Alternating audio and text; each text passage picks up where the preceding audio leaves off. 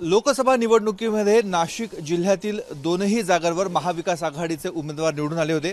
त्यावेळेस कांद्याचा प्रश्न अत्यंत महत्त्वाचा होता आणि कांद्यामुळेच भारती पवार या केंद्रीय राज्यमंत्र्यांचा पराभव झाला असं म्हटलं जात होतं। मात्र 6 महिन्यांनी आलेल्या विधानसभा निवडणुकीमध्ये सर्वच्या सर्व जागा महायुतीच्या पारड्यात नाशिककरांनी टाकलेल्या आहेत। त्यामध्ये ग्रामीण भागातल्या देखील जागांचा समावेश आहे। त्यामुळे कांदा उत्पादक शेतकऱ्यांनी महायुतीच्या पारड्यामध्ये भरघोस मतदान का केलं हा प्रश्न या निमित्तानं उपस्थित होतोय। 6 महिन्यामध्ये असं नेमका काय बदल झाला हा सवाल यातनं उपस्थित होतोय। काय झालं 6 महिने जून मध्ये आपण महाविकास आघाडीच्या बाजूने होता, आता घवघवीत यश महायुतीला मिळालंय।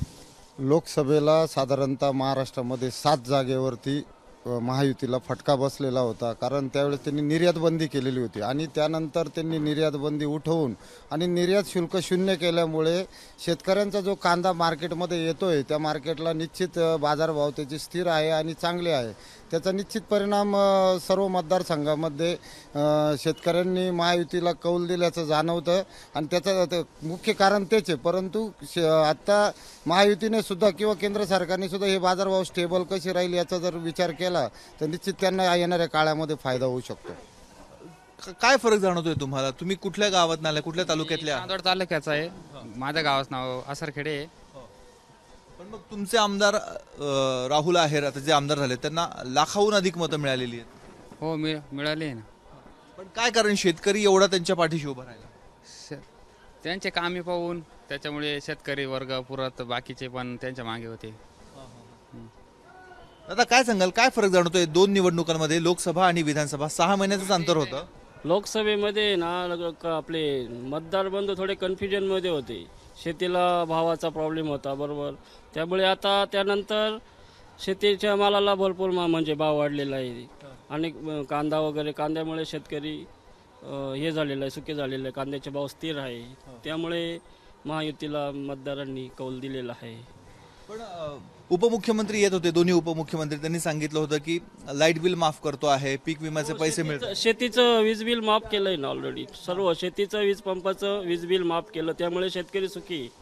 येस, त्यामुळे नाराजी काही प्रमाणात आहे, परंतु कमी झालेली नाराजी असा विषय। या सरकारकडनं काय अपेक्षा आहे? या सरकारकडनं आता हे जे भाव आहे शेतीमालाचे हे असे स्थिर ठेवावे, टिकून राहावे। त्यामुळे निर्यात बंदी तर त्यांनी करूच नाही असा एक माझा प्रश्न आहे महत्वाचा, तो कांद्यासाठी। व्यापारी आपल्यासोबत, भाऊ काय तुम्हाला फरक जाणवतोय? 6 महिन्यातल्या बाजारभावामध्ये किती फरक तुम्हाला दिसून येतोय?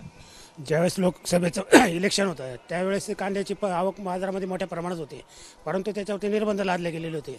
म्हणजे निर्यात बंदी झालेली होती, काही टॅक्सेस लावले गेले होते।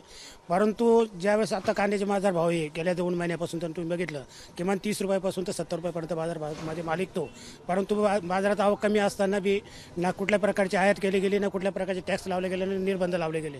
याच्यामुळे शेतकरी वर्गामध्ये जे आनंदाचं वातावरण होतं त्याचा परिणाम निश्चितच मतदानावर दिसून आलेला आहे। आणि जर त्यावेळेस लोकसभेच्या वेळेस सरकारकडनं हा निर्णय चुकीचा गेला नसता आणि जर निर्यात बंदी झाली नसती तर निश्चितच शेतकऱ्याला चांगला भाव भेटला असता। आता बाजारभावामध्ये किती फरक जाणवतोय? आता कितीने भाव वाढलेले आहेत, त्यावेळेस कितीने कमी होते?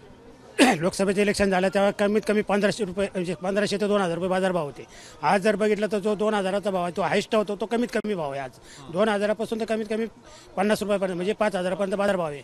मिनिमम जरी म्हटलं तर 30 रुपये किलो कांदे त्यांना भेटत आहेत आणि त्यावेळेस 15 रुपये भेटतात, म्हणजे डबलचे बाजारभावामध्ये तफावत आहे। एकंदरीत आपण बघतोय मागील 6 महिन्यामध्ये म्हणजे लोकसभा ते विधानसभा या कालावधीमध्ये कांद्याचे भाव 1,500 ते 2,000वरून 5,000पर्यंत गेलेले आहेत। शेतकऱ्यांसाठी अनेक योजना आल्या, त्याचा एकंदरीत फायदा हा महायुतीला मिळाला आणि जो शेतकरी लोकसभेमध्ये महाविकास आघाडीच्या पाठीशी होता तो महायुतीकडे वळवण्यात सत्ताधाऱ्यांना यश आलंय। कॅमेरामन किरण कटारेसह मुकुल कुलकर्णी, एबीपी माझा, नाशिक। एबीपी माझा, उघडा डोळे बघा नीट।